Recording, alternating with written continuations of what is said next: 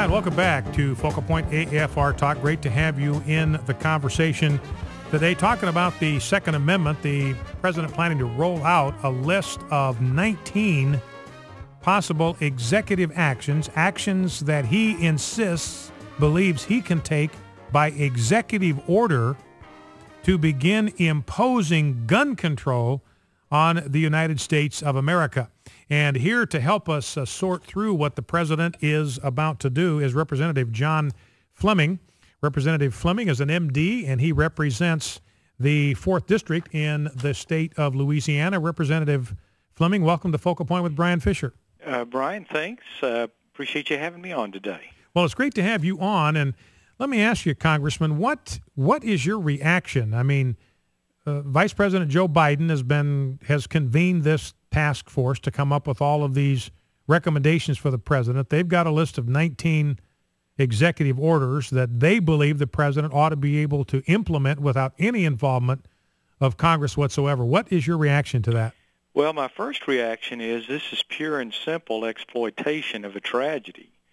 The administration realizes that feelings are very raw over a terrible tragedy that happened at Sandy Hook, where innocent people, mostly children, were gunned down in cold blood by someone who's obviously very mentally disturbed, and things that they've not been able to get passed through Congress, things they couldn't get implemented.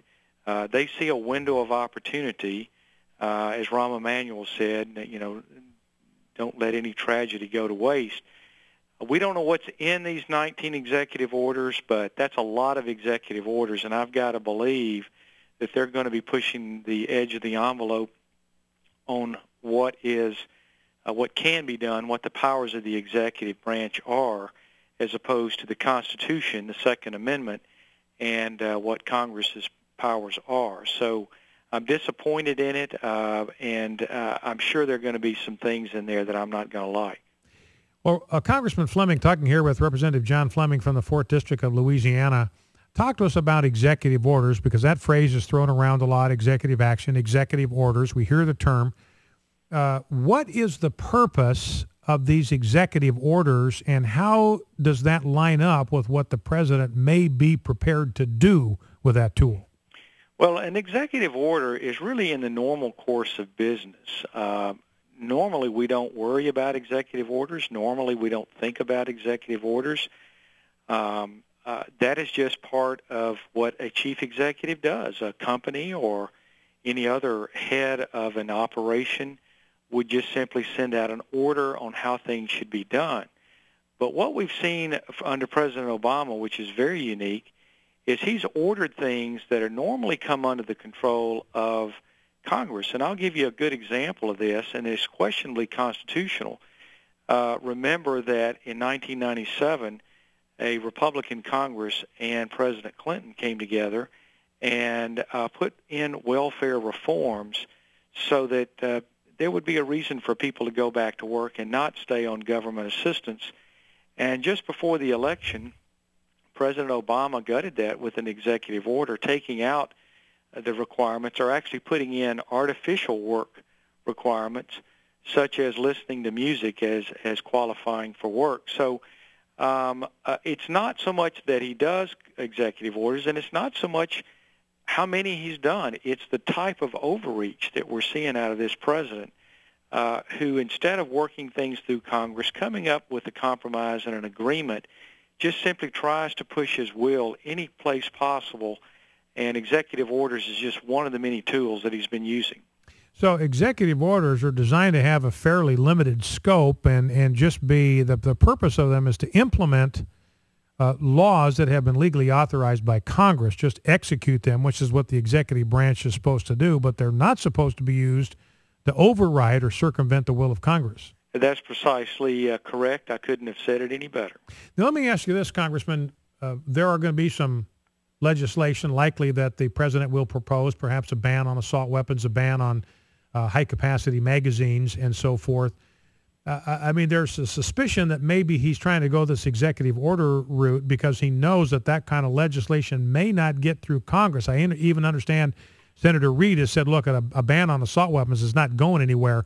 So is that a possibility? He understands that Congress is actually going to shortstop an effort to overreach on gun control, so maybe this is a way for him to get it done another avenue. I think so, and just to kind of put a political kind of angle on this, the president is desperately trying to win control of the House back to Democrats so he can have the unabated absolute control that he had for the first 2 years of his presidency when he got Dodd-Frank passed, when he got Obamacare passed. And so his mission is to get Republicans out of control of the House. And so the last thing in the world he wants to do is to have his fellow Democrats in Congress have to take tough votes on gun control because they know it's unpopular with the people. So I think that a lot of what's behind the executive orders is, number one, expediency. Number two is to get what he wants and to protect his fellow Democrats in Congress from having to take the tough votes that would get them unelected in 2014, and he would not gain the kind of control that he really seeks. You know, I've got a story in my stack here, Representative, that talks about the fact that gun control legislation at this point could put a number of Senate seats in jeopardy. You're on the House side, but a number of senators would be very vulnerable to a challenge from someone who's a believer in the Second Amendment if they push through this gun control legislation. So you may have a really valid point there. Maybe people in his own party are telling the president, look, we really don't want you to go there because there's a possibility we could lose control of the Senate to the Republicans over this very issue. And I guess that would, again, stress the importance, Congressman, of voters returning conservatives to the House of Representatives in 2014 as a continued check on the last 2 years of the Obama administration. Absolutely. That's critical. If we're going to, obviously, controlling only one House, which is the House of Representatives, all that does is allow us to provide the checks and balances that are constitutional so that the executive branch can't just go off really just taking this nation in places that people don't want to go, again, reiterating Obamacare. But the president wants another 2-year window of that, and that's our only hope until, of course, we have another presidential election. And he still needs, we would like to have the Senate, of course, because I think we would then be able to press our will in a lot of these things, maybe even unravel and repeal Obamacare.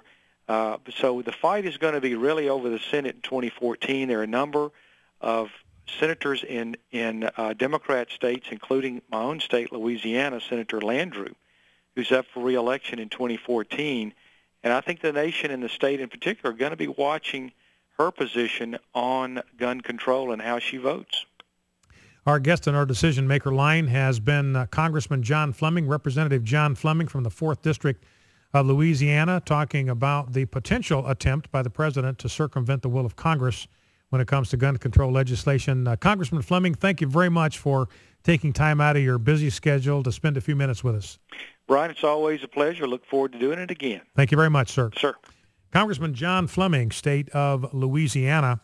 And it's going to be interesting to see how all of this plays out because, in fact, let's see if we can grab that soundbite. We've got a soundbite where somebody is talking about the risk that this creates. Yeah, this is clip number 9, Rob, if we can grab that, the clip from the Politico editor. Now, Politico is one of the major left-wing websites in the landscape, and so they lean left. They're winger left in their orientation. And the editor of Politico talking here about the risk that gun control legislation represents to any effort on the part of the Democrats or hopes on the part of the Democrats to retake the House in 2014. Let's listen. Among the dynamics that President Obama is battling is not just the NRA's opposition, but the real nervousness among some influential Democratic consultants here in Washington who feel that he is risking the opportunity to retake the House in 2014 because the seats he needs are in these rural districts. And not only in the House, but here's a story from Breitbart.com about gun control being a big loser for the Democrats in 2014 on the Senate side. You're the Politico editor saying, look, I mean, the Democrats can read polls. They can read the pulse. They kind of know that the American people believe in gun rights. They believe in the Second Amendment, that they've got to try to do this kind of on the sly. They've got to do this when people aren't noticing. They've got to do it in a way that will try not to arouse the alarm of people. And this piece by A.W.R. Hawkins on Breitbart talks about the fact that a battle over the Second Amendment and gun control could put the Senate in play in 2014. Remember, the Republicans had a shot at the Senate this year, had some late flameouts in some senatorial campaigns, Todd Aiken and Richard Murdoch among them, who just got abandoned by their own people. Basically, I thought it was inexcusable the way the GOP ran from them when they hit some turbulent water instead of sticking with them and standing by them. I think those races, both of them, were winnable if the Republicans had not completely freaked out over what those gentlemen said. But the gun control issue could put the Senate back up for grabs in 2014. And what Hawkins points out in this piece is that Democratic senators in Alaska, in Arkansas, in Louisiana, in Montana, in North Carolina, in South Dakota, and West Virginia will be up for re-election. They are Democrats right now. It's 1, 2, 3, 4, 5, 6, 7 states. That would be enough right there to shift control of the Senate to the Republicans. And all of these are states that lean red when it comes to the issue of gun control and the Second Amendment. And so this is a clear winner for the Republican Party. I mean, this is why it's suicidal for these Democrats to push this too hard. I mean, you're looking at empty gun store shelves. You're looking at massive turnouts for gun shows. And by the way, did you know that NBC, they got that Bob Costas on there railing against gun owners? NBC is the sponsor of the largest gun show in America. And they're not pulling out. They're going to do it. They're going to be there sponsoring the largest gun show in the United States of America. NBC is doing that. So you got ammo stores being sold out. So a lot of risk for this and the Democrats' potential gold mine for Republicans who believe, as you and I do, in the Second Amendment. Focal Point, AFR Talk, back in 2.